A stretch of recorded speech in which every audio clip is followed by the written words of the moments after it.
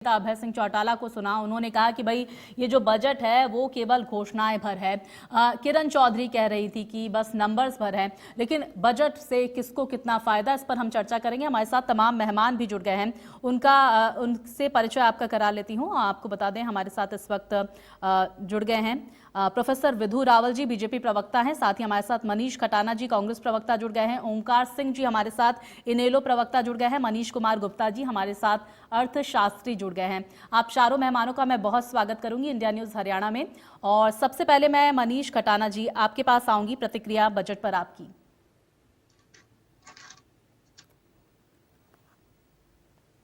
Sir अपना आप audio unmute करें।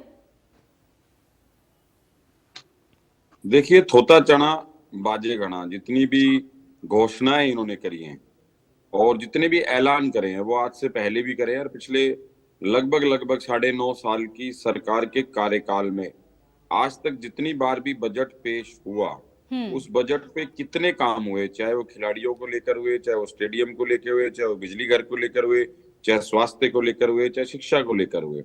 बजट जरूर बना, लुभावने बजट जरूर बने, लुभावने वायदे जरूर हुए, ऐलान भी हुए, लेकिन ऐलान पर काम नहीं हुआ। अभी मैं सुन रहा था आपके इसी पर ही कि हमारे कांग्रेस की नेत्री हैं किरण चौधरी जी भी वही बता रही थी किस तरीके से उन्होंने चिट्ठियां लिखी है मंत्रियों को, उसके बाद भी कोई काम नहीं हुआ। तो जब पूर्व में जो मंत्री रह गए और वर्तमान में जो विधायक हैं और वो चिट्ठियां लिख रहे हैं मंत्रियों को, उसके बाद भी अगर काम नहीं हो रहा तो ये अपने आप में एक बहुत बड़ी बात है कि सिर्फ बजट बनाना, बजट की घोषणा करना और उसको अमली जामा धरातल पर पहनाना, उन चीजों में फर्क है। ना तो आज तक खिलाड़ियों को सम्मान ये सरकार 9.5 साल में कर पाई। जिन खिलाड़ियों को हुड्डा साहब के कार्यकाल में डीएसपी भर्ती किया गया, लगभग 10 साल के कार्यकाल में आज तक उनकी प्रमोशन नहीं कर पाई। सरकार, कोर्ट और सरकार आपस में चिट्ठी चिट्ठी खेल रहे हैं। तो जहां हरियाणा प्रदेश का खिलाड़ी 2% आबादी होने के बाद भी, मैं कहता हूं कि जब हम मेडल की बात आते हैं अंतर्राष्ट्रीय लेवल पर, तो हम 66% रहता है हरियाणा खिलाड़ी। हुड्डा साहब की नीतियां थी कि पदक लाओ और पद पाओ। इनकी क्या नीति थी? जो हुड्डा साहब के कार्यकाल में खिलाड़ी पदक लेकर आए, जिनको उन्होंने पदों पर सुशोभित किया, उन पदों पर आज तक पदोन्नति भी ये सरकार नहीं कर पाई। तो अच्छा सरकार मनीष क्या जी, बदले जो की भाव? किसानों के लिए कर्ज में ब्याज और पेनाल्टी यानी कि जुर्माना माफ को लेकर ऐलान किया गया है, इस पर जरा अपनी प्रतिक्रिया दें। बड़ी अच्छी बात है किसानों का अगर ये कर्ज माफ करते हैं, क्योंकि सिर्फ अगर ये विधानसभा में सिर्फ सत्र की बात है, अगर धरातल पर ये किसानों का कर्ज माफ करते हैं तो अच्छी बात है। लेकिन इस तरीके से किसानों पे आज गोलियां चल रही हैं, क्या वो किसान जो दिल्ली आने के लिए आज बॉर्डर पर बैठा है, इनको दिक्कत क्या है? दिल्ली कहाँ पर है? दिल्ली पाकिस्तान में है क्या? दिल्ली लेकिन हिंदुस्तान सरकार में तो नहीं है? सर 14 फसलों पर समर्थन वो एमएसपी दे रही है ना, नहीं, और सरकार मुख्यमंत्री 14 की पे तरफ से 14 ऐलान भी 14 किया गया है कि भाई सरकार हरियाणा के मैं आप किसान जो हैं वो खुश हैं। और मैं अगर देखें मैं आप इस आंदोलन को, तो ज्यादा तादाद जो है वो पंजाब के किसानों की, पंजाब के जो किसान है वो प्रदर्शन करते हुए नजर आ रहे हैं, दिल्ली कूच की तरफ बढ़ रहे हैं। देखिए चलिए पंजाब का ये तो चर्चा का अलग विषय है सर। जरा हम ओंकार सिंह के पास भी जाते हैं। ओंकार सिंह जी, मैं आपके पास आऊंगी और बजट पर आपकी प्रतिक्रिया लेना चाहूंगी सर, क्योंकि देखिए बहुत बड़े बड़े ऐलान किए गए हैं और सबसे बड़ा ऐलान किसानों को लेकर, जिसमें कर्ज और में ब्याज और साथ ही देखिए जुर्माने को वहां पर माफ करने का ऐलान मनोहर सरकार ने किया है। 1,99,876.61 करोड़ का बजट देखने में तो बहुत ही बढ़िया लगता है कि यार कमाल कर दिया, हरियाणा को विश्व में नंबर 1 बना देंगे। लेकिन हवाई बजट, हवाई बातें हवा में ही रह जाएंगी। अभी मेरे भाई मनीष जी बात कर रहे थे कर्ज माफी की। भाई साहब, ये कर्ज माफी नहीं है, कर्ज के ऊपर जो ब्याज है और पेनल्टी है उसको माफ करने की बात कर रहे हैं। ये दिखाते कुछ है, करते कुछ है। सिर्फ और सिर्फ ब्याज और उस पर पेनल्टी माफ की जाएगी, वो भी तब जब 31 मार्च तक किसान पैसे जमा करा देगा। ये तब है, शर्त लगी हुई है साथ में। किसान सड़कों पर है। मैं कह रहा हूं, मुख्यमंत्री जी कहते 4 मुख्य केंद्र हैं: ज्ञान, गरीब, युवा, नारी, अन्नदाता। जरा ये तो बता दें, गरीब की महंगाई कम करने के लिए क्या किया? बस पहली बात। दूसरा, युवा को रोजगार कैसे दिया जाएगा? क्या तरीका है इनके पास? कोई जादू की छड़ी है? जिस जादू की छड़ी से हाथ लगाएंगे उद्योग स्थापित हो जाएगा, हाथ लगाएंगे बड़ी बड़ी इंडस्ट्रियां आ जाएंगी। 6.5 लाख करोड़ का इन्होंने कहा था, एमओयू साइन हो गया। 6.5 लाख करोड़ पिछले प्लान की बात कर रहा हूं मैं। ओमकार जी, सरकार कह 6.5 रही है लाख कि भाई करोड़ हम का ट्रेनिंग इन्होंने तो दे एमओयू रहे हैं साइन युवाओं किया को, था, और अब जो और तादाद है वो वहां पे बढ़ा भी दी सिर्फ गई है, 10,000 7,000 और करोड़ रुपए युवाओं को आए हैं। ट्रेनिंग दी जाएगी। क्या क्या कहा आपने? कह रही हूँ सरकार की तरफ से कहा गया कि भाई हम युवाओं को रोजगार के लिए ट्रेनिंग दे रहे हैं और 7,000 और यस, युवाओं को और यस, ट्रेनिंग दी यस। जाएगी। युवाओं के लिए ट्रेनिंग दे रहे हैं। हम्म। युवा जो है कोचिंग सेंटर में भर्ती हो रहे हैं, कोचिंग ले रहे हैं, लेकिन नौकरी कौन देगा? कौशल रोजगार निगम, सक्षम योजना। कौशल रोजगार निगम में क्या पारदर्शिता है? कैसे नौकरी मिल रही है युवा को? कौन अप्लाई कर रहा है, कौन रखा जा रहा है? सारे बीजेपी के कार्यकर्ता रखे जा रहे हैं। हम्म। सक्षम में 6,000 रुपए युवा को दिए जा रहे हैं, ग्रेजुएट को, और पीएचडी वाले को 7500 रुपए दिए जा रहे हैं। शर्म आती है इनके, अपने बच्चे इतने में नौकरी करें तो पता लगेगा। नौकरी कैसे देंगे? इस बजट में 1,99,876.61 करोड़ में से उद्योग स्थापित करने के लिए क्या रखा गया? नए उद्योग कैसे स्थापित होंगे? हमारे भाई, हमारे बेटे जाके बद्दी में, सोलन में, नालागढ़ में, हिमाचल में, अन्य शहरों में उद्योग लगा रहे हैं। क्यों? वहां पे बिजली 1.5 रुपए यूनिट है, यहाँ बिजली 7.5 रुपए यूनिट है। वहां पे 5 साल 10 साल का इनकम टैक्स और जीएसटी माफ है। इन्होंने क्या फैसिलिटी दी, क्या फायदा दिया इन्होंने? वहां जमीन सस्ती मिलती है। चलिए, इन्होंने इसका कौन जवाब विदु इकोनॉमिक जी सेंटर देंगे। विदु स्थापित जी, मैं किए? आपके पास आऊंगी, मैं लेकिन हमारे साथ मैं ये अर्थशास्त्री भी हैं, उनका भी मैं हम अपनी जी। बात पूरी ओमकार कर जी। लूं, 1 मिनट में, 1 मिनट में जी। अपनी बात पूरी कर लूं। हम्म। परिवार पहचान पत्र की बहुत सी इन्होंने वो सुनाई कि ये हो जाएगा, वो हो जाएगा। मैं कहता हूं परिवार पहचान पत्र में ये कहते हैं 71.2 लाख परिवारों के परिवार पहचान पत्र बने और 85 लाख गलतियां हैं उसमें। 81 लाख कहते हैं हमने ठीक कर दी। 2.8 करोड़ परिवार इसमें आ गए। वो परिवार पहचान पत्र किसने बनाया? कौन सी कंपनी ने सर्वे किया जिसकी 84 लाख गलतियां आई? प्रॉपर्टी आईडी बनाने में 48.5 लाख प्रॉपर्टी आईडी बनाई गई है। चलिए ओमकार जी, विदु जी से इसका जवाब लेंगे। विदु जी, जरा हम मनीष जी के पास भी जाते हैं, क्योंकि इकोनॉमिस्ट हैं, उनसे भी जरा समझने की कोशिश करते हैं। मनीष जी, इस बजट को आप एज ए इकोनॉमिस्ट कैसा देख रहे हैं, आप प्रदेश के विकास के लिए? ये रीजनेबल बजट है। क्योंकि चुनाव आ रहे हैं, इसलिए कोई नया टैक्स नहीं लगाया है। लगभग 5.5 लाख किसानों का ब्याज और पेनल्टी माफ कर रहे हैं, प्रोवाइडेड वो रेगुलर है। इससे क्या है, एक मैसेज दे रही है सरकार कि हम हर काम प्रोटोकॉल में रह के करेंगे, अराजकता में नहीं करेंगे। देश की रेवेन्यू सिस्टम, प्रदेश का रेवेन्यू सिस्टम खराब हो जाए और हम चुनाव जीतने के लिए ऐसा करें, नहीं करेंगे। मैसेज बड़ा क्लियर है। मैसेज ये है कि आप रेगुलर रहिए लोन चुकाने में, तो आपकी ब्याज माफ है। अभी ब्याज कौन बियर करेगा? भाई सरकार को बियर करना है। कुल मिला के 1,89,000 करोड़ का बजट है। और आप समझिए, इसमें से 60-70% अमाउंट तो सैलरी देने में चला जाता है। भाई बजट में प्रदेश सरकार के पास बचता क्या है? पूरा देश कह रहा है नौकरी दो, नौकरी दो, नौकरी दो। अरे नौकरी अगर दे दी, अगर सबको नौकरी दे दी, 2 लाख तो 2 करोड़ लोगों को रोजगार दे दे, किसी भी प्रदेश के पास बजट में कुछ बचेगा ही नहीं। इसलिए हमें रोजगार बर्बाद करनी पड़ेगी। अब आईएनएलडी के प्रवक्ता कह रहे थे कि रोजगार कैसे आएगा, तो भाई आप एक बात, बजट पढ़े। सबसे पहली बात बजट में जो थी, 800 मेगावाट का एक यमुनानगर में प्लांट बन रहा है। अब अगर 800 मेगावाट का प्लांट बनेगा तो उससे बिजली तो बनेगी, कितने लोगों को रोजगार मिलेगा? भाई आपने सोचा है क्या?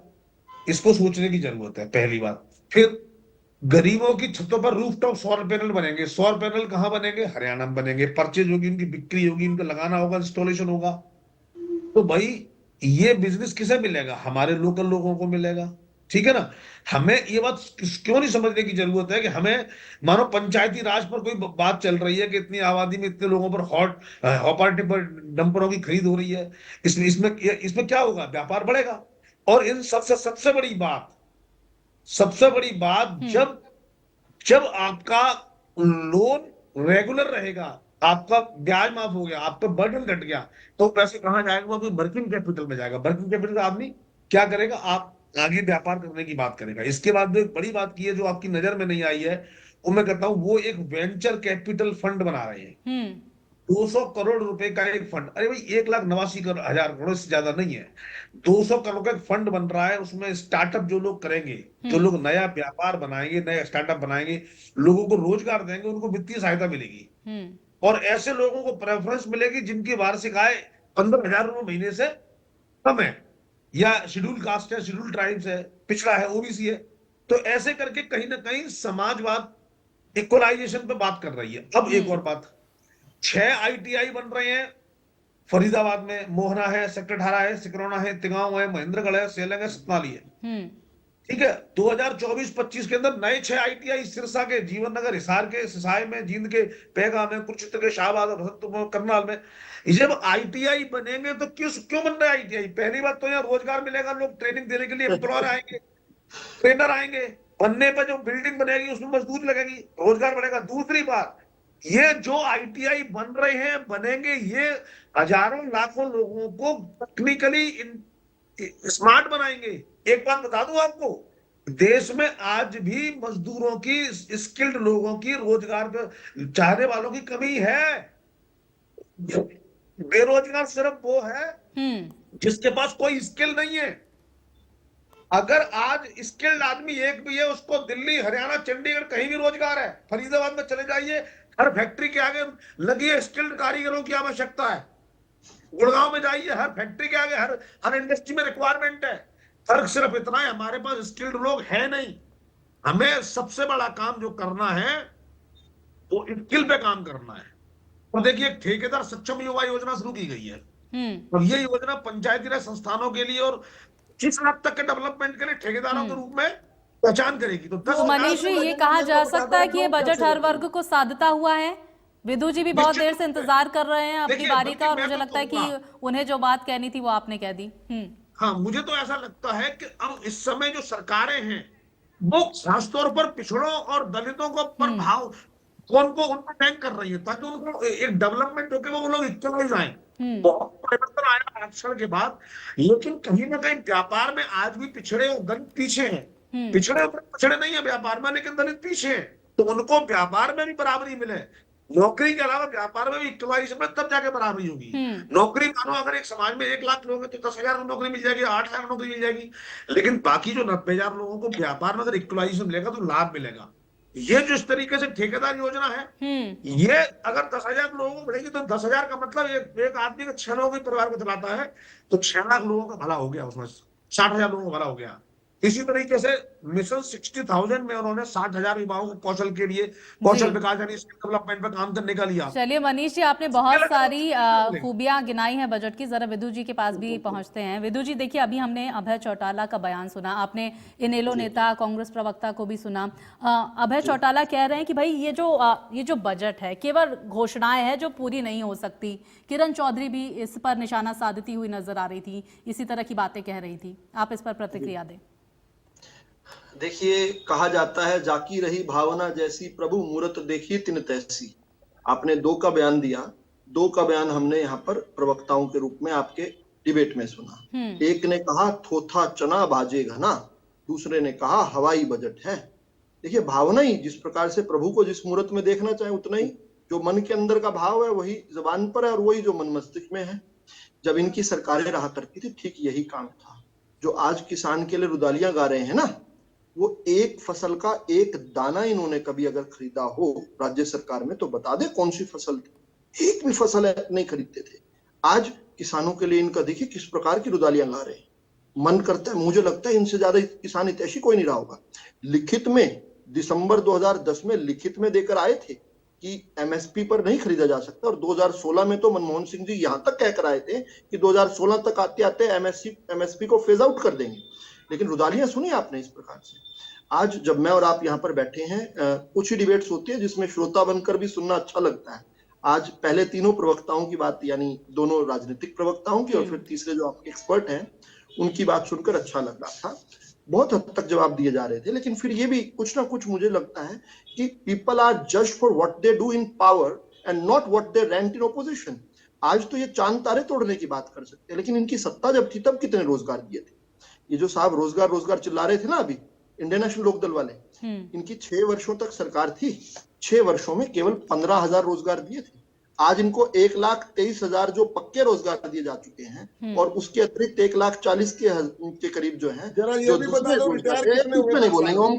ओमकार जी बेइज्जती तो होगी। ओमकार जी मैं आपके पास आऊंगी, जरा विदु जी बहुत देर से इंतजार कर रहे हैं, तो उन्हें बात पूरी करने दीजिए। देखिए सर चर्चा कर रहे हैं तो सबकी बात रखनी जरूरी है। मैं आपके पास आऊंगी सर, मैंने देखिए आपको पहले मौका दिया बोलने का, अब जरा विदु जी को भी सुन लेते हैं। कई बार आप मेरे को बीच में टोक रहे हैं, दर्शक आपके बारे में अच्छा नहीं समझेंगे, तकलीफ होगी, मुझे पता तकलीफ होगी और आप मन करेगा बोलने का, लेकिन शांत रहना, सुनना है। लेकिन तकलीफ उन्हें हो नहीं रही है, मुस्कुरा रहे हैं वो। नहीं, बहुत तकलीफ है अंदर से, अंदर से आग जो बल रही है वो छोड़िए। गलत पार्टी, मेरे कसूर नहीं, वो गलत पार्टी। चलिए अच्छा, जो लोग अपने पूरे 10 साल के कार्यकाल में, कांग्रेस वाले हमारे भाई जो हैं, जो पूरे कार्यकाल में 88,000 सरकारी नौकरियां दे पाए, वो 9 साल में 1,30,000 पक्की रोजगार को कम बता रहे हैं। और मेरे पास तो पूरा चार्टर है इनके पास। उसके बाद नए कारखानों की बात भी हो रही थी, यहीं पर ही हो रही थी। हुड्डा साहब के 10 वर्षों में 20,771 नए कारखानों का रजिस्ट्रेशन हुआ, जिसके माध्यम से 4,39,852 युवाओं को रोजगार मिला। मैं हुड्डा साहब की बता रहा हूं। हमारे पिछले 9 सालों के अंदर 1,78,662 नए उद्योग लगे और उसके माध्यम से 17,31,622 युवाओं को रोजगार मिला। मनीष जी जरा विदु जी को बात रखने दीजिए, फिर मैं आपके पास आऊंगी। अच्छा, अभी सक्षम युवा, अभी क्या है कि एप्पल और ऑरेंजेस को कंपेयर करते हैं। मतलब मुझे नहीं पता कि ये चालाकी करते हैं या कम चालाक हैं, मैं किसी पर व्यक्तिगत टिप्पणी नहीं करता। इनकी समझ ही बहुत शून्य है, या ये समझकर भी चालाकी करते हैं। किसका साथ कंपैरिजन कर रहे हैं? सक्षम युवा के तहत। अब सक्षम युवा योजना जो है किसकी रिप्लेसमेंट है? बेरोजगारी भत्ते की रिप्लेसमेंट है एक तरीके से। ये 1,000 रुपया कांग्रेस दिया करती थी और ये इंडियन नेशनल लोकदल 200 रुपए दिया करती थी। अब इनको 200 रुपए तो ठीक लग रहे हैं जो घर बैठे महीने में मिल रहे थे, लेकिन सक्षम युवा के तहत हमने कहा भाई कोई पोस्ट ग्रेजुएट युवा है उसको 10,000 रुपए तक जो है सक्षम योजना के तहत देंगे, 100 घंटे लेंगे उनसे। ठीक है, जब तक वो स्किल होकर, जब तक आप रोजगार पारक होकर रोजगार करने लायक नहीं होते, तब तक भी उनकी ऊर्जा का, उनकी समर्था का उपयोग होना चाहिए। ये 200 रुपए देके खुश थे, लेकिन कंपैरिजन किससे कर रहे हैं? पक्की नौकरी से करे सक्षम की। अपने 20 साल पहले की बात है। 200 बोलिए बीच में, ओमकार जी बीच में मत बोलिए। आपका वो 30 साल पहले की बात है। अरे 1984 में ग्रेजुएट है, 1984 में ग्रेजुएट है। अरे सर गलत पार्टी में। ओमकार जी सुन लीजिए। छोड़िए, मैं बीच में नहीं बोल रहा हूँ, मैं तो आंकड़ों से बात करता हूँ, केवल आंकड़ों से बात करूंगा। बात और कुछ अपने आपकी तरह कोई फिल्मी ज्ञान नहीं बताऊंगा, कोई पंचतंत्र की कहानी नहीं सुनाऊंगा, आंकड़ों से बात करते हैं। अच्छा, और फिर दूसरा कह रहे हैं HKRN में क्या पारदर्शिता है। अब HKRN यानी हरियाणा कौशल रोजगार निगम जो है वो किसकी रिप्लेसमेंट है? वो रिप्लेसमेंट है ठेकेदारी प्रथा की, जहां पर ना खाता ना बही, जिसको कांग्रेस ही कहे वही सही। यानी जिस मर्जी को उठाकर रोजगार दिया करते थे, उसकी बजाय एक व्यवस्था बना दी, ठेकेदारी प्रथा के थ्रू दिया करते थे। आधे से ज्यादा पैसे ठेकेदार खा जाया करता था, उसकी बजाय एक सही व्यवस्था बना दी जिसमें हर सोशो इकोनॉमिक क्राइटेरिया भी है, एक्सपीरियंस के भी मार्क्स। विदु जी बड़ी योजनाएं आपने गिनाई, लेकिन देखिए लगातार ये भी कहा जा रहा है कि कर्ज में डूबी सरकार है, इस पर क्या कहेंगे आप? 30 सेकंड और दे दीजिए, मेरी बात पूरी हो जाए। मेरे 30 सेकंड में बात पूरी होती है। झूठ के गुब्बारों को फोड़ना बड़ा जरूरी होता है। तो जो क्राइटेरिया वाली व्यवस्था है, जिसने बिल्कुल बंदर बाट नौकरियों की खत्म कर दी, उसकी कंपैरिजन किससे कर रहे हैं? मतलब इनको चांद में भी दाग ढूंढना है। अच्छा, एक बार बात और कर लेते हैं, मैं जहां से शुरू की। हरियाणा आज 14 फसलों को MSP पर खरीद रहा है। किसान की बात करना बहुत जरूरी है। 14 फसलें जो है हम MSP पर खरीदनी है। इनमें से कोई सरकार एक भी फसल को MSP पर नहीं खरीदती थी, एक भी फसल को आज तक एक दाना नहीं खरीदा इन्होंने। और ये केवल तब नहीं, आज भी इनकी जहां जहां सरकारें हैं, एक फसल MSP पर नहीं खरीदते। ना पंजाब की जब कांग्रेस की सरकार थी तब खरीदती थी, ना आम आदमी पार्टी खरीदती, एक दाना नहीं खरीदते ये लोग। अच्छा, हमारा कृषि विकास दर 8.1%, देश में सर्वाधिक, देश में सबसे ज्यादा फसलें हम खरीदते हैं, देश में सर्वाधिक विकास दर कृषि का हमारा, देश के अंदर सबसे ज्यादा भावांतर भरपाई योजना के तहत पैसे दिए हमने किसान को। एक और आंकड़ा दे देता हूं, 1966 से 2014 तक 48 सालों में सभी सरकारों ने मिलकर जो किसान को खराबे का मुआवजा दिया, वो दिया 2341 करोड़ 85 लाख रुपए। 48 सालों में कितना? 2341 करोड़ 85 लाख। खटाना साहब देखिए, विदु जी बहुत सारे आंकड़े हमने कितना दिया तो सुन लीजिए।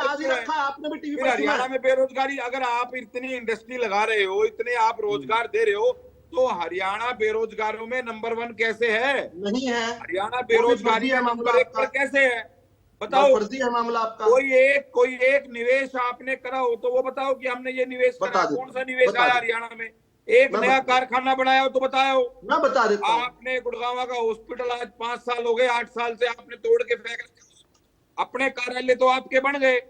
मन के भाव, ये आपके मन के भाव हैं जो भारतीय जनता पार्टी ने अपने कार्यालय बनाने में लगाए।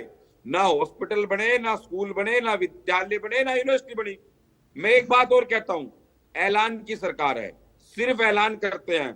और ऐलान, और उस पर अगर किसी ने करा है काम, तो उस शख्सियत का नाम है भूपेंद्र सिंह हुड्डा, जिसने सरकार पहली कलम से 1600 करोड़ बिजली के बिल किसानों के माफ करे, जिसने किसानों का ऋण माफ किया, जिसने किसानों के जो काले कानून, जो जेल जाना पड़ता था जब आदमी अपना कर्जा नहीं लौटाता कोऑपरेटिव बैंक का, वो बंद किए, जिन्होंने सब्सिडी देने का काम करा, डीजल हरियाणा, डीजल पर हरियाणा आज के 1739 करोड़ आपने किसान का और जवान का, किसान, जवान और युवाओं और खिलाड़ियों का जो तिरस्कार आपकी सरकार में हुआ, ऐसा तो कभी भी नहीं देखा। कोई एक खिलाड़ी को सम्मान दिया हो बताओ? किसी एक किसान ने आपकी वाहवाही करी हो तो बताओ? सम्मान हम दे रहे आपने हैं। जवानों को 4 साल के लिए इनाम की किराए पे राशि रख का लिया, आपके समय कितना देते ठेकेदारी थे? प्रथा पे। आपके समय 1 करोड़ आप देते थे, कौन से आज 6 आंकड़े करोड़ गिना रहे हो? 6 गुना हरियाणा अधिक की दे रहे सड़कें हैं। टूटी पड़ी हैं, आप अपने मन लोगों के लिए मुताबिक लोगों को रोजगार देते नहीं है, थे। हमने हॉस्पिटल में पॉलिसी डॉक्टर बना नहीं, दी, स्कूल में आपकी कोई मास्टर नहीं। पॉलिसी नहीं थी। कौन सी आंकड़ों की उत्पीड़न करते थे, बात कर रहे हो? हवाई बातें करते हो, लोगों को आप बेवकूफ बनाते हो, उत्पीड़न बोलो जय करते श्री थे, राम, हम पॉलिसी बना दी धरती हमने। बजवाते हो, आंकड़ों पर चर्चा हम कर रहे हैं। हम इनेलो प्रवक्ता के पास भी जाएंगे। ओमकार जी बहुत देर से इंतजार कर रहे हैं। ओमकार जी जरा अपनी भी प्रतिक्रिया दीजिए। आंकड़ों पर बहुत उलझा हुआ है समय गेम। सर आंकड़े क्या सच्चाई है? पहले तो हाथ कंगन फारसी क्या, पढ़े लिखे कौन तो से आंकड़े? फारसी क्या, किसान प्रत्यक्ष सड़कों पर है, 6 करोड़ रुपए। विदु जी, मनीष जी, जरा हम ओमकार जी के पास भी चलते, उन्हें भी जरा सुन लेते। काफी देर से दायरे के साथ बैठे हुए हैं ओमकार जी। जीतने वाले पदक कितने किसानों ने आत्महत्या करी, आंकड़े बताओ। तो शुरू करूंगा। मनीष गुप्ता जी, मैं आऊंगी आपके पास। ओमकार जी के पास चलते पहले। विदु जी, मनीष कटाना जी, विदु जी, मनीष कटाना जी, मैं आपसे विनती करती हूँ, रिक्वेस्ट करती हूँ कि प्लीज आप बाकी गेस्ट को भी बोलने का मौका दें। ओमकार जी, मैं आपके पास आऊंगी। एक पिलर नहीं बढ़ा पाए, खाली झूठ की दुकान खोल रखी है। कटाना साहब बोलने दीजिए ओमकार जी को। मनीष गुप्ता जी, मैं आपके पास आऊंगी। ओमकार सिंह जी के पास। गरीब, किसान, युवा और महिला की बात हुई, बहुत अच्छी बात है। चारों ही वर्ग है हमारे देश के अंदर, लेकिन किसी एक वर्ग के उत्थान की क्या बात हुई? एक वर्ग के उत्थान की बात नहीं हुई। आज हमारा, मैं अंबाला में रहता हूँ, आज हमारा किसान बॉर्डर पे ऐसे बैठे हैं, उस बॉर्डर को ऐसे बना दिया गया, शंभू बॉर्डर को, जैसे हिंदुस्तान पाकिस्तान का बॉर्डर को। कीलें लगा दी गई, आंसू गैस के गोले, लाठीचार्ज, और यहां तक कि एक ऐसा यंत्र रख दिया, जिस ध्वनि यंत्र जो अगर चलाएंगे 3 किलोमीटर तक, अगर उसके दायरे में कोई व्यक्ति आएगा तो बहरा हो जाएगा, कान के पर्दे फट जाएंगे। ये क्या है? क्या ऐसे करेंगे किसान की सेवा? क्या ये किसान खुश है? बहुत अजीब बात है। 5 लाख का आंकड़ा दे रहे हैं कि 5 लाख किसानों को फायदा होगा। आपने साथ में शर्त लगा दी कि जो खाते बिल्कुल ठीक होंगे, जिनकी पेमेंट 31 मार्च तक जमा हो जाएगी, उनका ब्याज और पेनल्टी माफ होगी। जो बेचारे बॉर्डर पे बैठे हुए हैं और ये कह रहे हैं वहां सिर्फ पंजाब के किसान है, वहां हरियाणा के किसान भी हैं, अंबाला के किसान भी हैं। बहुत अफसोस की बात है, आज गरीब की, युवा की, महिला की और किसान की बात की जाती है, लेकिन इन सबको कैसे आप अपग्रेड करोगे? गरीब की बात अगर करें तो 82 करोड़ लोगों को ये 5 किलो अनाज दे रहे हैं पूरे भारत में। क्या 5 किलो अनाज के लिए एक व्यक्ति रह गया? हमें नहीं चाहिए 5 किलो अनाज, हमें रोजगार दीजिए। आप ऐसी व्यवस्था क्यों नहीं करते जिससे रोजगार पैदा हो, जिससे औद्योगिकरण हो? आप लिपस्टिक बिंदी लगाने की बात करते हो, पैसे का दुरुपयोग करते हो। हम कहते हैं इसको औद्योगिकरण में स्पष्टीकरण करो। क्यों नहीं आप हिमाचल की तर्ज पर, पंजाब की तर्ज पर उद्योगों को बढ़ावा देते? ओमकार जी, आपने अपनी सरकार में कितना रोजगार दिया था? उद्योग लगने के कारण ही रोजगार मिलेगा, बताइए ना, ऐसे रोजगार नहीं मिलेगा। कितना रोजगार दिया था आपने? युवा को 75 1999 से 2005 तक कितने लोगों को रोजगार दिया था आपने? रोजगार में आप कहते हो भर्ती हो रही है, ये तो बता दो पारदर्शिता। मनीष गुप्ता जी, आ रही हूँ मैं आपके पास। ओमकार जी, अपनी बात कम शब्दों में रखें, मेरे पास समय की बहुत कमी है सर। कौशल रोजगार निगम एक सरकारी ठेकेदारी प्रथा है, जो प्राइवेट ठेकेदारी थी उसको सरकारी खत्म कर दी, वो खत्म कर दी ठेकेदारी। होती है ये भर्ती का क्राइटेरिया बताइए। मैं बता रहा हूँ ना, आपकी फैमिली की इनकम कितनी है ये क्राइटेरिया है, आपकी स्किल क्या है ये क्राइटेरिया है, आपका एक्सपीरियंस क्या है ये क्राइटेरिया है, सोशियो इकोनॉमिक कंडीशन क्या है ये क्राइटेरिया। अच्छा ओमकार जी, देखिए सरकार तो ये कह रही है कि हम बिना खर्ची पर्ची के रोजगार दे रहे हैं, नौकरियां दे रहे हैं। थोड़ा आप पढ़ा गरीब करो, को सेक्रेटरीट में करने के लिए करोड़ों क्या रुपए करोगे? कैश मिलते हैं। थोड़ा पढ़ा करो। आप क्राइटेरिया सारा विधि बता दिया मोर्चे मैंने। की बात अब पूरी इस करने डिबेट दो। को दोबारा सुनना। वेदु मैंने जी, सारे वेदु क्राइटेरिया जी बता जरा दिए। ओमकार जी को मेरी बात बात पूरी होने रखने दो। देते हैं सर, उन्हें भी अपना ओमकार जी पक्ष रखने सारे देते हैं। क्राइटेरिया बता दिए मैंने आपको। मैं अब ये ये नहीं कहना बता चाहता दिए। हूँ, दोबारा मेरी रिमाइंड बात करके सुनो, इनेलो दोबारा जी, फिर सुना। आप बोल रहे हो। ओमकार जी, इनेलो नेता। मेरी बात मैं कंक्लूड कर रहा हूँ, खत्म कर रहा हूँ। देखिए, इन्होंने, मैं माना कोई टैक्स नहीं लगाया, लेकिन प्रॉपर्टी टैक्स जो लाल डोरे की जमीन पे कभी भी नहीं लगता था, आज प्रॉपर्टी टैक्स लाल डोरे के मकानों पे भी आ गया। मुख्यमंत्री जी कहते हैं हम लाल डोरे की जमीनों की रजिस्ट्री करेंगे, जबकि लाल डोरे की जमीन एक 10 रुपए के एफिडेविट के ऊपर बिकती थी और खरीदी जाती थी, उस पर ट्रांसफर होती थी। आज इन्होंने व्यवस्था चेंज करने के नाम पर लाल डोरे में भी टैक्स लगा दिया। 100 वर्ग तक पर के मालिकाना मकान हक पर नहीं टैक्स मिलता नहीं था। लगता था। तलवार चलिए लटकी रहती थी। ओमकार जी, बात हम पूरी जरा करने मनीष दीजिए। गुप्ता जी के पास भी जाते हैं, काफी देर से वेट कर वो रहे हैं, वर्ग गज के इकोनॉमिस्ट है, मकान उनसे भी के ऊपर समझने की इन्होंने कोशिश टैक्स कर लगा लेते हैं। दिया। मनीष जी, ये एग्रीकल्चर कहा जमीन जा पे सकता है 3% कि स्टाम्प ये इस ड्यूटी बार का जो 5% बजट कर है, दी थी ये पिछली क्या बार आपने। महंगाई पर लगाम लगाएगा, हर वर्ग को साधता हुआ बजट है, हम ये समझने की आपसे कोशिश करेंगे। देखिए, जैसे ही जीएसटी का कंट्रोल केंद्र सरकार के पास आ गया, तो ऐसे में महंगाई रोकने का काम राज्य सरकार का कम रह गया। अभी मैं काफी देर से तीनों प्रवक्ताओं की चर्चा सुन रहा था। जी। मैं इस बात से तो निश्चित रूप से सहमत हूं। मानो मनीष खटाना जी ने जो भी कहा ठीक कहा होगा, ओंकार जी ने कहा ठीक कहा होगा, लेकिन बजट के मुतालिक आज बात वो नहीं कह पा रही। उनकी बातें जायज होंगी, रोज पॉलिटिकल डिबेट आपके टेलीविजन चैनल पे हो रही है, लेकिन आज बजट के संबंध में कोई उनके पास आंकड़े नहीं है। मानो आप बजट पे बात करो, वो कह रहे हैं कि ठेकेदार योजना लाए हैं, तो वो गलत है, सही है, उस पर चर्चा नहीं हो रही है। मानो वो कह रहे हैं प्रधानमंत्री प्राइम मिनिस्टर स्किल डेवलपमेंट योजना है, उस पर चर्चा होनी चाहिए, उस पर चर्चा नहीं हो रही है। मानो ये कह रहे हैं कि लाल डोरा पे रजिस्ट्री आपने लगा दी। अरे भाई, जहां आप मकान खरीद रहे हैं, बेच रहे हैं, इसका मतलब आप बिल्कुल कमजोर घर के नहीं है। अगर उससे टैक्स ले रहे हैं सरकार के लिए, और उससे ओबीसी को, दलितों को, पिछड़ों को अगर कोई वेंचर फंड स्थापित हो रहा है, तो आपको तकलीफ क्यों हो रही है? मैं समझता हूं ओमकार जी की बातों में और भी ज्यादा जान है, लेकिन आज उनके पास बजट के डेटा को लेके अपना डेटा नहीं है।